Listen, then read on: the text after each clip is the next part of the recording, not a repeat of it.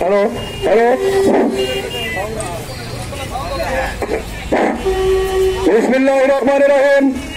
সম্মানিত জনগণবাসী, সুন্দরভাবে এই ধারণা দেখতে পারে যে না দুর্নীতি না হয়, সেই পরিবেশে রেখে আজকে আমি কথা বলা শেষ করছি। আসসালাম। তার টাকা পয়সা তছনছ এবং স্কুলের আইন শৃঙ্খলা অবনীত এবং সুশৃঙ্খল ভাবে শিক্ষার পরিবেশ ফিরে আনার লক্ষ্যে আজকের এই প্রতিবাদ সভা। এখন আমরা এই প্রতিবাদ সভাটি করতেছি এবং আমরা স্মারকলিপি দিব, সভাপতি বরাবর প্রয়োজনে আমরা ডিসি সাহেবকে দিব, তারপরে শিক্ষা অফিসে দিব।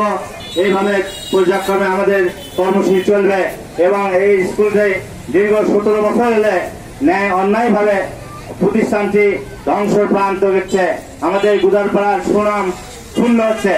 এই আশা এবং এই শিক্ষা প্রতিষ্ঠানটি সুন্দরভাবে পরিচালনা করার জন্য আমরা আজকে এই মানববন্ধন কর্মসূচিতে অংশ নিয়েছি এবং যে সকল যে ফিরিয়ে আনা অদুর্নীতিগ্রস্ত সাবেক সভাপতি সহ কমিটির নেতৃবৃন্দ দুর্নীতি স্বজনপ্রীতির প্রতিবাদে এক বিক্ষোভ মানববন্ধন ও প্রতিবাদ সমাবেশ অনুষ্ঠিত হতে যাচ্ছে।